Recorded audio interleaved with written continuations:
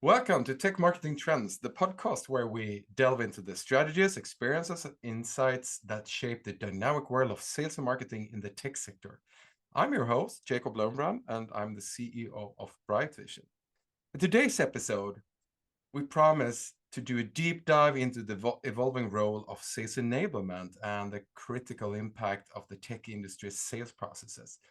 And we have a seasoned expert with us here today, Paul Butterfield, who is joining us to discuss sales enablement and something that he has worked a lot with in many roles that spans across notable companies like Intuit, NICE, General Electric, Vonage, Infrastructure before steering the helm now at Revenue Flywheel Group. And his journey and contributions to sales enablement have not only shaped his career, but also left a significant mark on our industry. So Paul is celebrated for his innovative approach to enhancing sales teams' effectiveness, his strategic insights in customer journey enablement, and thought leadership in leveraging tech to empower sales process. But without further ado, let's welcome Paul Butterfield to Tech Marketing Trends. It's good to have you with us, Paul. Thank you so much for coming. I'm excited to be here. Thank you for having me on. I love to talk about this stuff. So, Yes, and we're excited to be able to talk about this to a true expert in the sales enablement space. But if there is a few of our listeners who haven't come across you or your content or thoughts, maybe you can just give us a little bit of a short background on what you have done and what you're up to these days. well, thank you for the very kind introduction. I'll try to just augment that maybe a little bit. When I think of myself, I still think of myself as a sales guy first and foremost. I grew up in sales. I love sales. It is the greatest profession in the world, although it's not easy.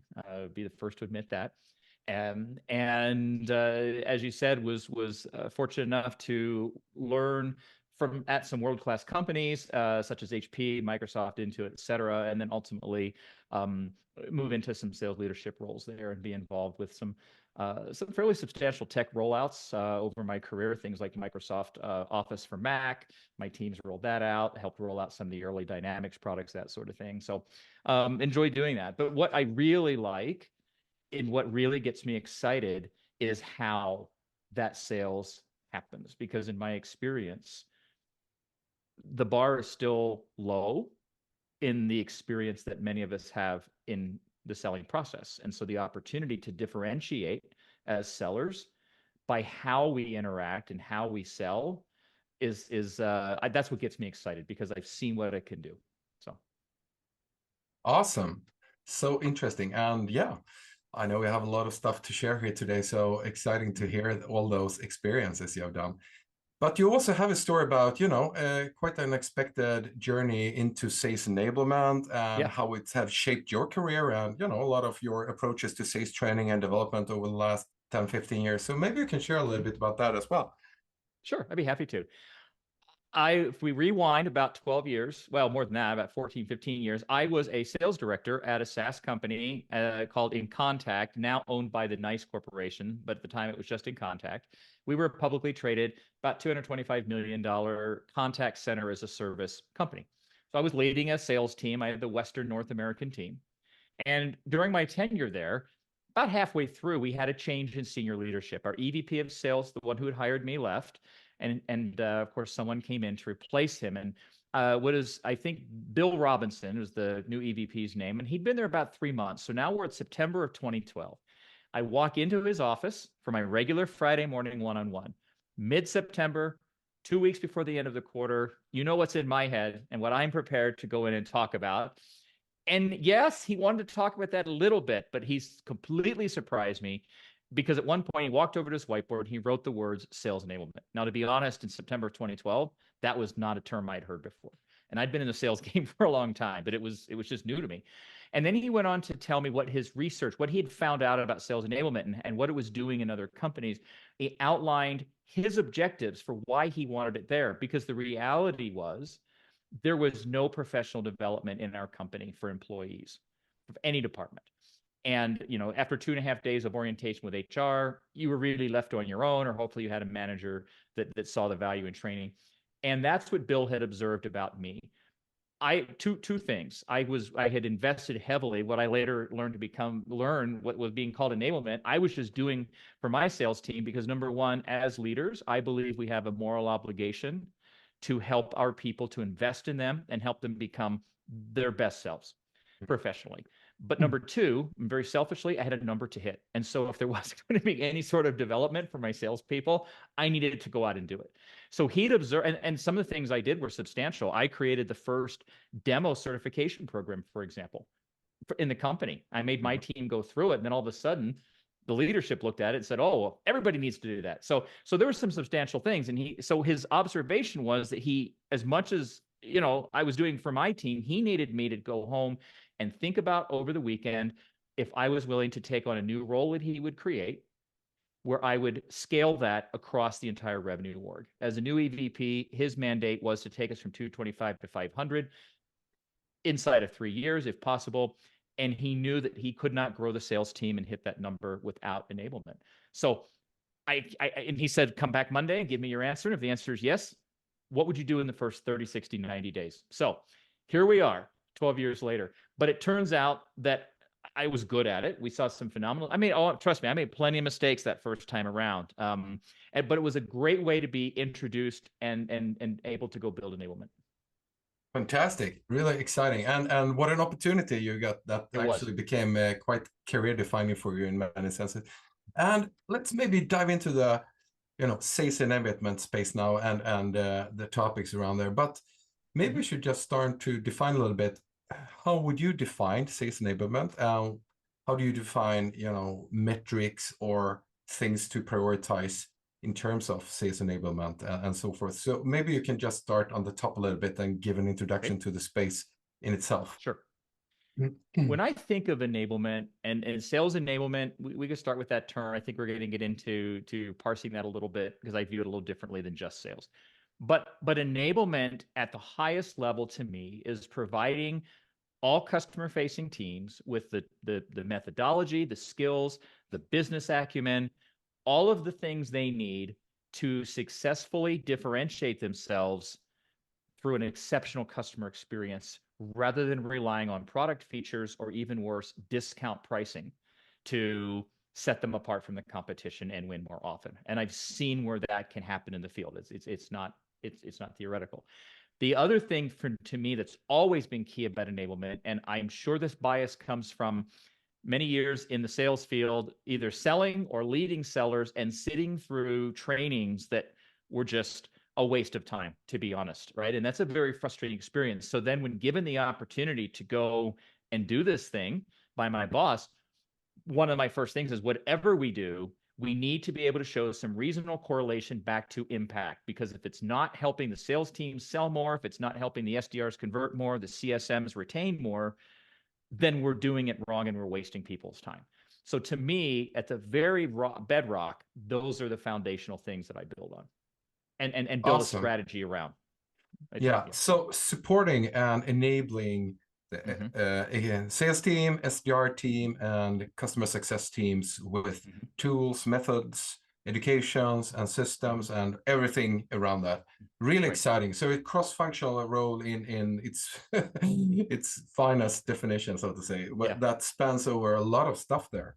So I know this is an area where a lot of companies are struggling, of course, and I suppose that's also why there's so much work going on in the sales enablement space, not only in technology and providers, but overall. But if you can talk a little bit about more exploring the most common challenges, and maybe also what does success look like and how do you measure that when it comes to sales enablement? Okay. To me, the challenge, and I think what you're asking, what are the challenges we're trying to overcome? Yes.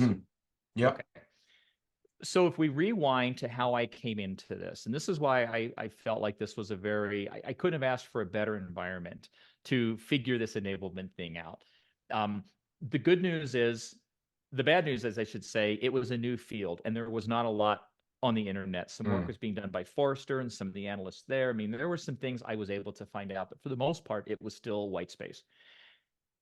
That's the bad news, but that's also the good news. And here's why I say that. When no one's telling you how to do something, you have to go figure it out, which means you get to be innovative. So I gathered together all of the sales leaders that I had been co-selling with for some time and said, all right, this is our opportunity. This is what Bill's given me for, I've got charter, I've got budget, I've got I've got what I need to go do this.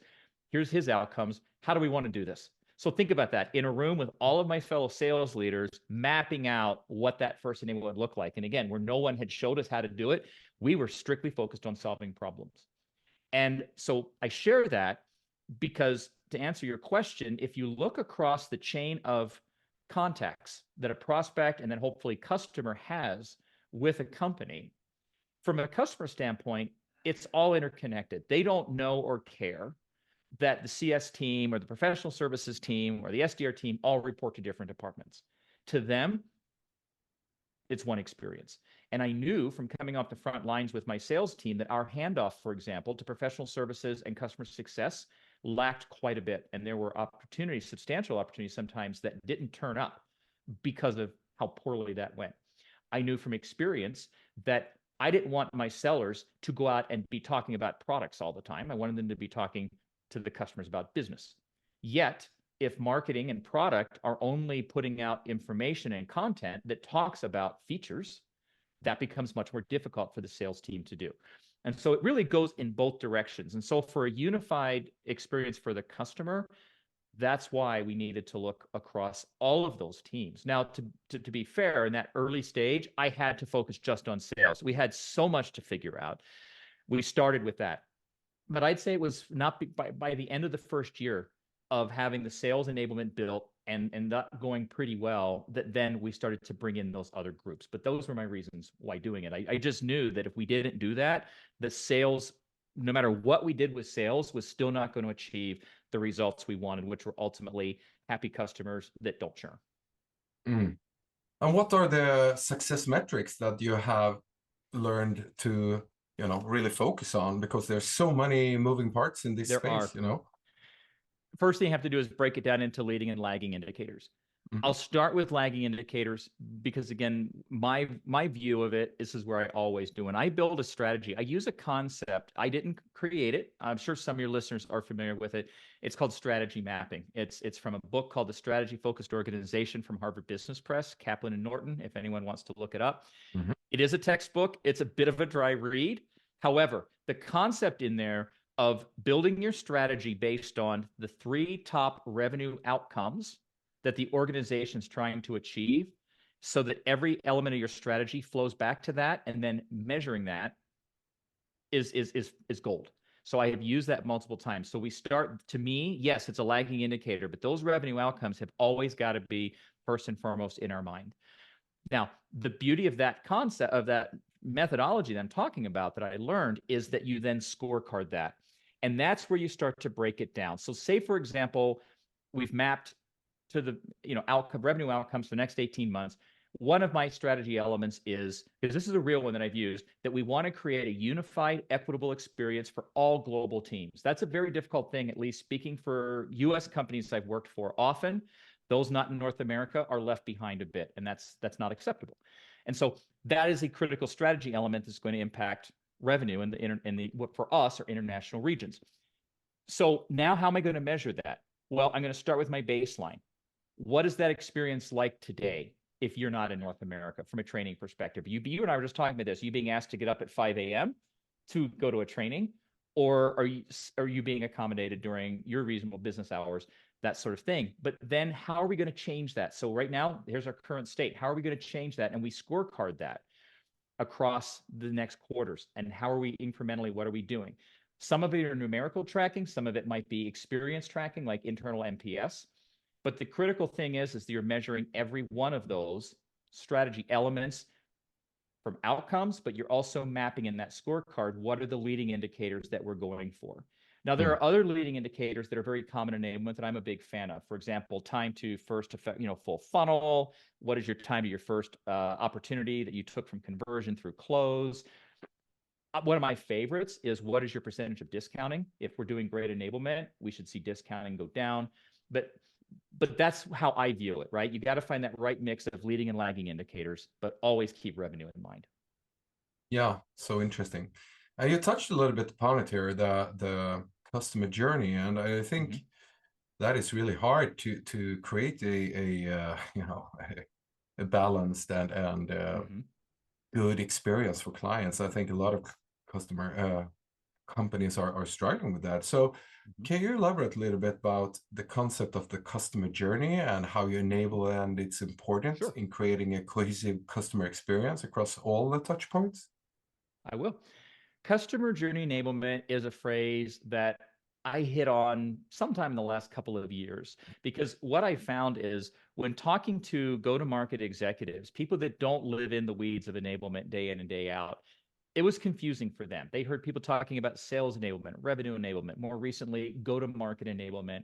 And again, if you're not following these things on a day-to-day basis, it's like, well, it's confusing. I found that by using the term customer journey enablement, again, talking to those outside of the enablement space, they could get their heads around that because a lot of them had mapped a customer or a buyer journey and that sort of thing.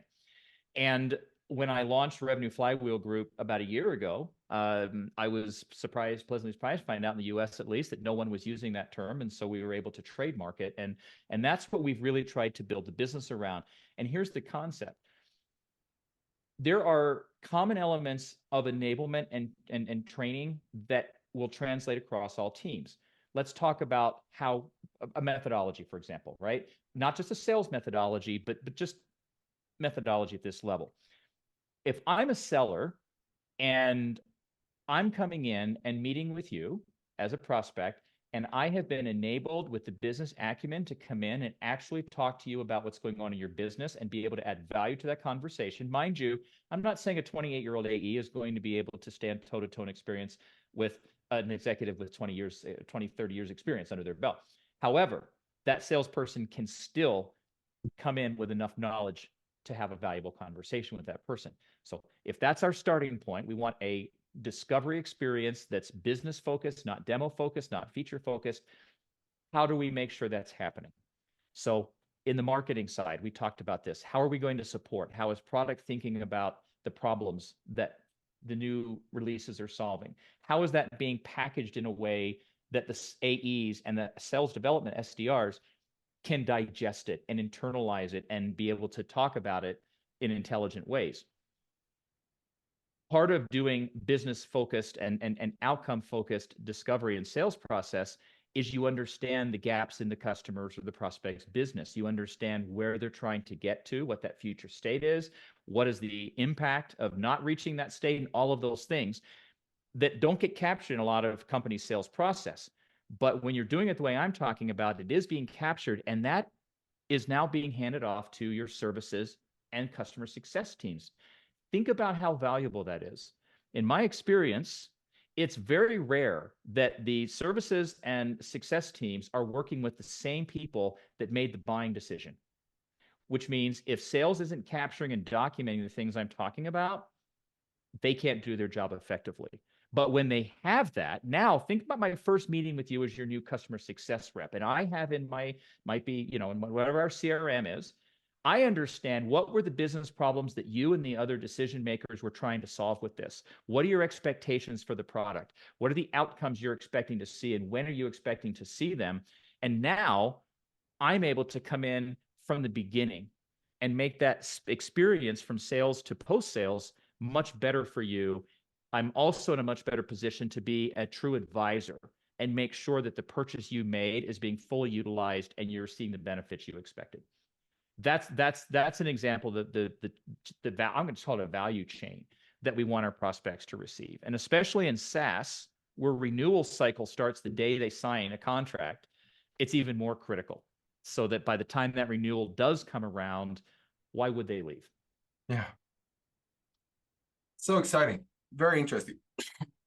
So one thing I'm thinking about here, Mm-hmm. creating sales enablement Mm-hmm. supporting processes or systems, how do you typically recommend a company to divide them into different buckets? How much is training, how much is marketing Mm-hmm. material or sales support in terms of slide decks Mm-hmm. or landing pages, and how Yeah. much is tech and how much is other things? What can you just give us a little bit of overview? What tool tool set you typically recommend or implement at clients?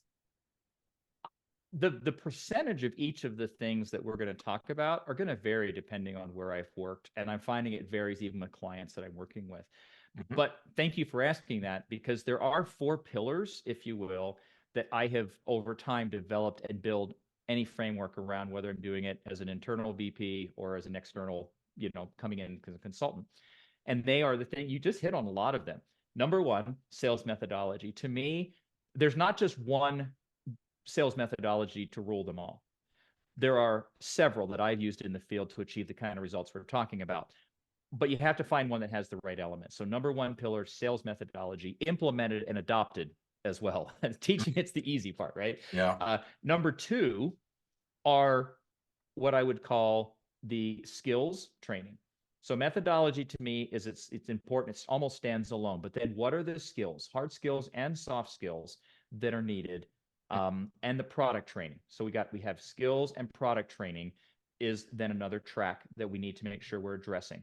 That starts with their first day as an employee through hopefully at least one promotion that we've successfully set them up for so that we can keep them at the company. The third pillar are tools. Tools for me at this level could be marketing assets. It could also be conversational intelligence,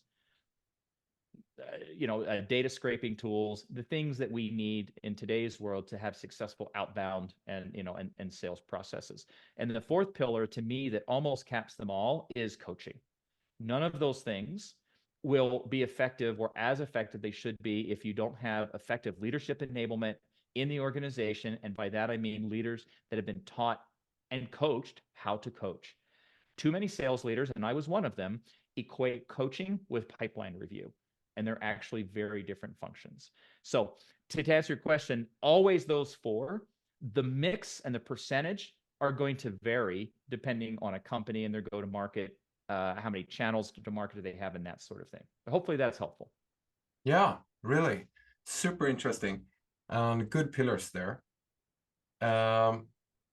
I just want to touch a little bit about the technology because there's so much going on in the sales and marketing tech space and also in the sales enablement space. But what do you find? Is this an area you do recommendations in or work with clients in, or what do you find most effective in enhancing sales teams' performance when it comes to techs or tool stacks? Or do we put too much emphasis on that maybe? That's an interesting way to phrase it. I think we could spend a whole episode talking about the evolution or the revolution of tech in sales, in our careers, right? But yeah, this more succinct to your question. The biggest developments I've seen, I'll start first with the impact on sales teams directly. Conversational intelligence platforms, to me, are one of the biggest game changers. In all my years of managing sellers, and frankly, when you're building out enablement, one of the challenges we have is you cannot, and frankly should not, be on every sales call as a sales leader. And finding the ability to see at a macro level what's happening across your sales team and the conversation they're having has always been very, very difficult. And so with conversational intelligence, we now have a way to assess that. And we have a way to measure if we've rolled out a new methodology or new approach, new service. We have a way to see fairly quickly how's that being adopted in the field. So to me, that is one of the biggest improvements to be able to lead and coach sellers and also to train them. The other thing that I get very excited about is the ability for enablement to now measure with, I would say, a very high degree of correlation, the impact that they're having on those revenue outcomes. Only sellers, and in some companies I work with, customer success reps, only they generate the revenue. Enablement does not. However, enablement has to be able to show reasonable and consistent correlation. And now there are a variety of tech platforms or middleware that have been developed that make that. When I got started, we had to find very manual ways of doing it, and it was still not what we wanted. So there's no excuse at this point for any enablement team to not be able to walk into a QBR and talk about cause and effect. in a way that the rest of the executive team can understand. Those are probably the biggest ones I've seen. AI, and maybe we'll get into that separately, I see as having impact across both of those things and more. And so if you want to get into that, we can do a little bit of that as well. Yes, please. I mean, AI is disrupting so many areas right Yeah. now, and I suppose you have also seen things happening in the sales enablement tools area. So, yeah, is there any particular things on the AI side and how that can supercharge the sales enablement efforts we're seeing now in companies? So many things. Again, right? How much time do you have?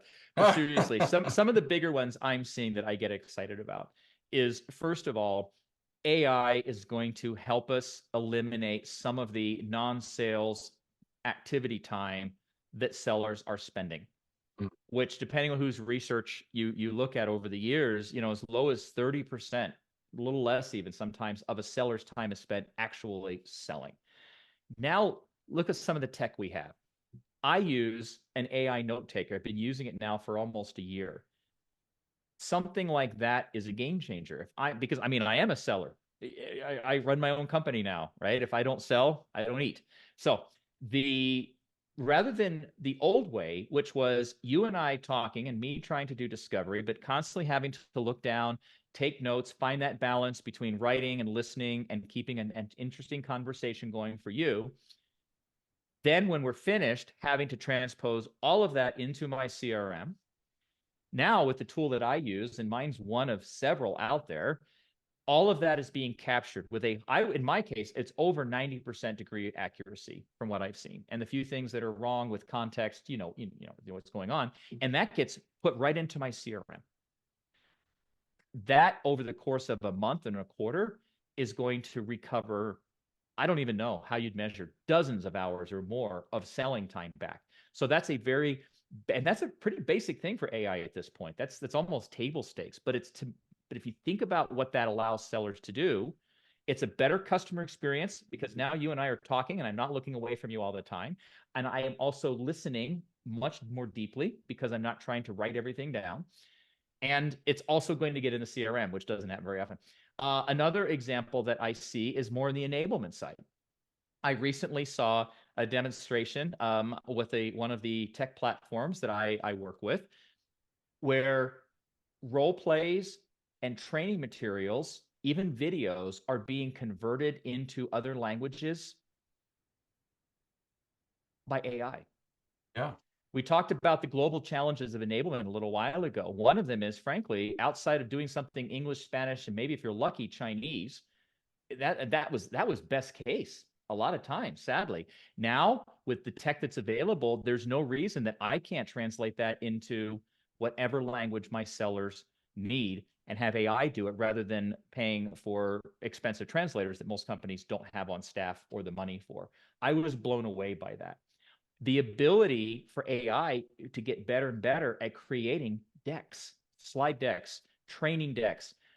I don't think we'll ever walk away from having a human with expertise in instructional design and learning theory to oversee it. But now they're freed up to do higher level work and just make sure that the AI is creating what they need it to. Those are a couple of examples that get me excited that are going to save a lot of time. Yeah. And I like your take on AI, that we will become so much more, active in selling rather than doing the CRM updating and all the boring stuff that nobody likes anyway. That's great.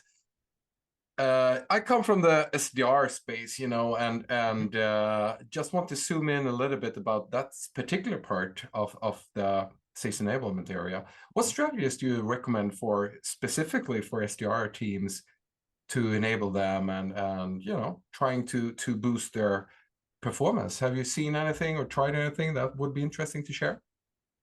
I have. And I'm going to start because this is beyond SDRs. This is a corporate thing, but it will benefit the SDR success directly.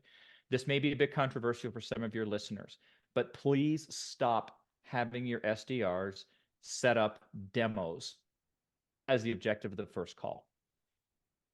And I know that's very popular, and we don't have time to get into my reasons why, but I will share one thing. Imagine if you walk into your doctor and you're sick And after just a few introductory questions, he or she starts writing out a prescription for you. How much confidence do you have in that prescription? Are you going to go and take that medicine, right? But we do that all the time to our prospects, a couple of perfunctory questions, and we're off showing them what they need with a full-scale demo. Now, how does that equate to SDRs? When we're asking our SDRs to do that, we're making it more difficult for them.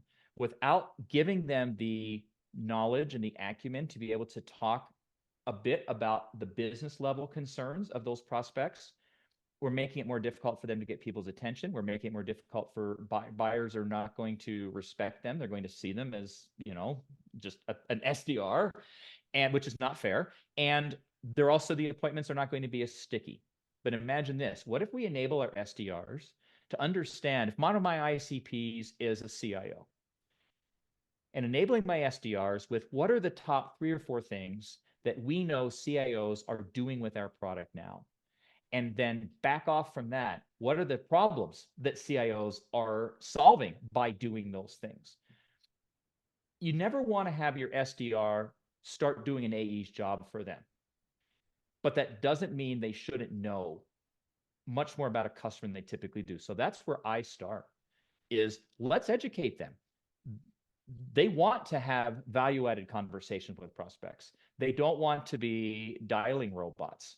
And let them come in and talk. Now, when they're setting up a meeting, the AE has some idea of what it is the customer's trying to solve, but we only know what it is. We haven't done the discovery. That's for the AE to do so they can build their value, build the relationship. But now you have an SDR that's perceived much differently because they're talking much differently. They have the ability to hook people's interest much differently because these are things rather than the typical outreach we see, right? Hey, look at our latest round of funding. Look at our, you know as well as I do, the sorts of things that get put out there that frankly, people don't care. And they don't care about your product, but they care about what they're working on. That is the biggest way that I can see we elevate the SDR's experience as an employee so that they're having better conversations. They feel better about their job. And frankly, people are more interested in talking to them. That's where I start with them. And there are a lot that goes into that, but it's a different approach than a lot of organizations take with their SDRs. And that's part of what I try to help companies see. Wonderful. I love it. Yeah. Perfect feedback. So that's great. And, you're working a lot with change projects and implementing new systems, new methods, new things that will create better performance, hopefully, and so forth. And, every leader would say in general, feel that implementing change is really, really hard. Yes. People are hesitant or, well, it won't work this time either. And they have all the baggage of bad experience from failed change projects and things like that. So can you talk to us a little bit about if you have any ideas or tips or tricks around overcoming the resistance to change and so forth? Especially when it comes to sales enablement, the sales teams. And even within enablement, right? Is it change because of new technology, change because, but I love the question. And there are some principles that I've learned over time. I will start with executive sponsorship. Enablement cannot exist in a vacuum. There should never be an enablement initiative that is a surprise to the sales leaders and is not aligned directly to, say, we all work for an EVP of sales or CSO, right? That is not aligned to what are their top objectives. Now, that's not to say enablement should just take orders from the sales leaders. We don't want to be waiters. Enablement should be thought leaders, and they should be challenging. They should be coming in and showing what they, but it's a very collaborative effect. So that's number one. Do not do it in a vacuum. It will not work. It will fail. Number two, when there's any kind of change, bring the sales leadership team through it first. If you're launching, for example, a new tech platform, have a leadership-only training for it. Let them ask their questions in a very safe environment with their peers. Many sales leaders are not going to speak up and ask questions if they're being taught or trained on something at the same time as their team. When I was a leader, I wanted to be able to lead. I wanted to be able to pull my team along, but I couldn't do that if I wasn't prepared in advance. So by doing that, it's a better experience for the leaders. And frankly, now you have more people helping drive the change at the street level. Another best practice I use is find a pilot group, create a group of ambassadors, work with those sales to identify. They will know who on their team is. There are always people that are early adopters. There are always people that are excited to try the next thing, that are also hopefully successful sellers. We don't want to distract them. But then we'll roll it out with that group, get their feedback. If there's things that are buggy in the experience, they will tell you. But they will also become your advocates or ambassadors with the rest of the team across. So does this slow down implementing a new platform and such? Yes, it might. It might slow it down 30 or 60 days. However, the trade-off in that investment is you now have a united group of folks, both the leadership and individual level, that understand it. They understand the initiatives behind it. They understand what it's trying to solve. And even if they don't 100% agree with it, they're in a much better position to then help drive that adoption across the organization. The last thing that I'll say is you cannot over communicate. In my experience, everyone does better if they understand why they're being asked to do something and if they understand the underlying reasons and the outcomes. Don't hold that back. I don't know why companies do, but communicate very openly why you're doing it. Again, change is not going to get easy. It's still difficult, but those are best practices I found that go a long way to helping it stick. Yeah, wonderful. I love that. Wow, you have shared so a lot of really interesting nuggets here, Paul. So thank you so much for that. If we go down a little bit here, summarizing this, what future trends of sales enablement do you see coming around in the next few years here that maybe sales and SDR or customer success managers should have on the horizon or be specifically attentive to? Do you have any trends you see coming up? Yes, there are definitely trends. The one thing that I will say is with technology, we saw, I believe, with the explosion of technology that happened in the last few years, we saw a rush to adopt it without necessarily being thoughtful. And that created its own problems. So now we have so much coming at us with AI. Now is the time to sit down and figure out what is the blueprint for how we're going to use it, because that's coming. Now what that's going to help fuel, and the trends that I see are a move more and more to doing not just sales enablement in a vacuum, but doing more enablement broadly across all teams. That's a trend that some of us have been doing for a long time. And I think, again, from my own experience, it just comes out of the reality of working in this. When you're in the selling environment, you see what's broken. You know it needs to be fixed. There are a lot of people talking about it. That's really good. But the trend needs to be, what does it look like? How are we defining it? How are we actually measuring it? Another trend that I've see happening is enablement teams are understanding more and more the importance of measuring revenue outcomes as opposed to just what I heard someone call butts in seats and smiley sheets. Yes, it's important that people show up, but what are they doing with that knowledge? What are they doing with those skills? And enablement teams are starting to see that that's more and more critical. We've sadly seen a big shakeout in job loss in the tech industry in these last years. And so it's more critical than ever, if you're an enablement leader, to be able to show how you're paying the rent, so to speak, with the programs and the things when you're asking sellers to be involved. And I think that trend will continue. But what gets me excited is people will get better at it. So now people who are talking more about it, a year and a half or so ago, you did not hear nearly as many. Now people are talking. We'll get better at it, which means our profession will evolve and get better as well. So at a macro level, those are trends I see and I'm excited about. But I don't know what's coming out next week.